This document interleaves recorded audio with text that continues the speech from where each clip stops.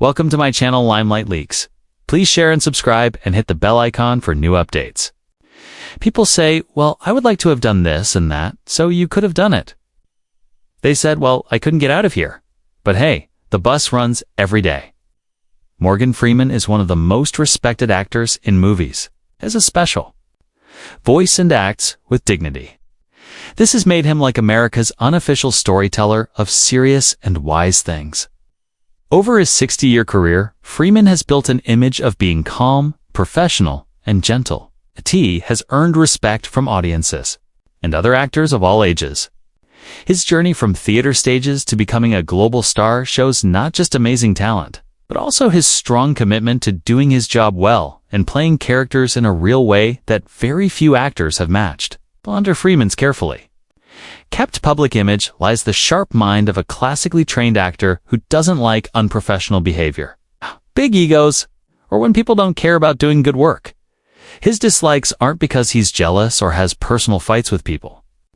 They come from his deep understanding of what makes real acting skills different from just being famous for being famous. Freeman's anger has been saved for actors who broke his basic rules about respect, being prepared, and working together to make movies.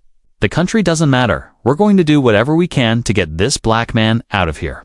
What makes Freeman's rare times of showing he doesn't like someone at work so important is that he's known for being diplomatic and calm when there are fights in the movie business. When an actor makes Freeman really not like them, it means they seriously broke the professional rules he thinks are very important. His hate has usually come from times when other actors showed disrespect for acting, other performers, or the working together process that makes great movies possible. These fights show the hidden costs of working with difficult people and the price that even the most patient professionals will finally refuse to pay just to keep fake peace. 6. Eddie Murphy. Eddie Murphy's troubled relationship with Morgan Freeman started when they worked together on a project. Murphy's unprofessional behavior and not caring about established filming rules created chaos that Freeman couldn't stand. Their fight showed a basic difference between Freeman's old-school professionalism and Murphy's more relaxed approach to set manners and working together responsibility. Freeman's frustration with Murphy didn't come from personal hate, but from the comedian's clear disrespect for acting and his fellow performers. The tension came up during filming when Murphy would show up hours late to set, not ready for scenes, and seemed more interested in entertaining crew members with sudden comedy acts than focusing on the work they were supposed to do there. Freeman, who took pride in being on time and being completely prepared, watched with growing dismay as Murphy's behavior messed up carefully planned shooting schedules. Director Rob Reiner later said that Freeman's patience ran out when Murphy's silly behavior started affecting other actors' performances and the overall quality of the production. Murphy's habit of breaking character during serious scenes to make jokes or get laughs from the crew especially bothered Freeman, who saw such behavior as basically disrespectful to the storytelling process. Their scenes together became exercises in professional endurance, with Freeman keeping his dignity while Murphy seemed unaware of the disruption his behavior caused. Script supervisor Janet Hershenson remembered Freeman's visible frustration during multiple takes ruined by Murphy's inability to maintain consistent character.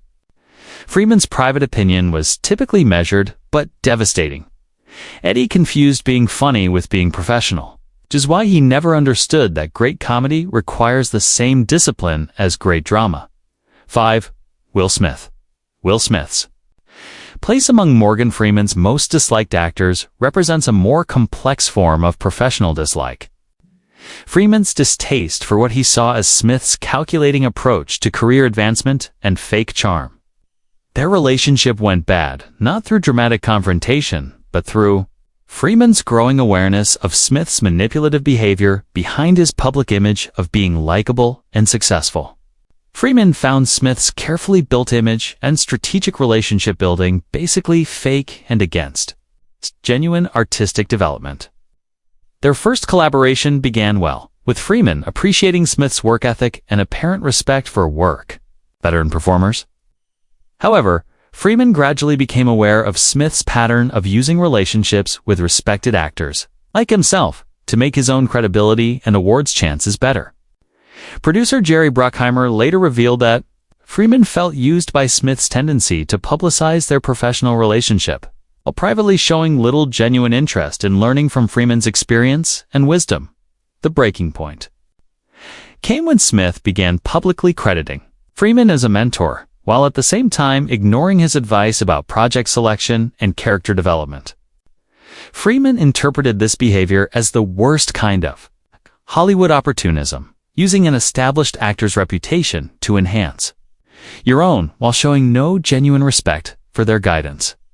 His subsequent distancing from Smith became a masterclass in professional disengagement. Freeman's final assessment captured his fundamental disappointment. Will mastered the appearance of depth without ever committing to the difficult work of actually finding it. Just the difference between being a movie star and being an actor. 4. Russell Crowe. Russell Crowe's inclusion among Morgan Freeman's most despised actors reflects Freeman's particular intolerance for volcanic temperaments and unprofessional behavior that disrupts the collaborative atmosphere essential to quality filmmaking. Their relationship deteriorated during a high-profile production where Crowe's legendary temper and controlling behavior created an environment of tension that Freeman found both exhausting and counterproductive. Freeman's animosity toward Crowe stemmed from the Australian actor's apparent belief that intensity justified rudeness and that talent excused unprofessional conduct. The conflict began when Crowe challenged Freeman's interpretation of scenes and attempted to direct other actors' performances without consulting the actual director. Freeman, despite his diplomatic nature, found Crowe's presumptuous behavior insufferable and contrary to the collaborative spirit that makes great cinema possible. Director Ridley Scott later revealed that Freeman's patience was tested by Crowe's tendency to berate crew members and create unnecessary drama during what should have been straightforward filming days. The relationship reached its breaking point when Crowe publicly criticized Freeman's old-fashioned approach to acting during press interviews, suggesting that younger actors brought more authenticity to their roles. Freeman interpreted this attack as both personally insulting and professionally ignorant, representing everything he disliked about actors who confused self-indulgence with artistic commitment. His subsequent refusal to work with Crowe again became legendary in Hollywood circles. Freeman's assessment was uncharacteristically sharp. Russell mistook being difficult for being deep, which is why he never learned that real intensity comes from discipline, not drama. 3. Mel Gibson. Mel Gibson's position among Morgan Freeman's most hated actors represents Freeman's deepest professional and moral disappointment. The recognition that extraordinary talent could coexist with dangerous personal beliefs and destructive behavior. Their relationship began with mutual respect based on Gibson's directorial achievements and apparent commitment to serious filmmaking, but deteriorated as Freeman became aware of Gibson's troubling personal views and their impact on his professional judgment. Freeman's animosity toward Gibson reflects both artistic disappointment and moral revulsion. Their collaboration on potential projects revealed Gibson's tendency to inject his personal obsessions and controversial viewpoints into creative decisions, something Freeman found both unprofessional and morally objectionable.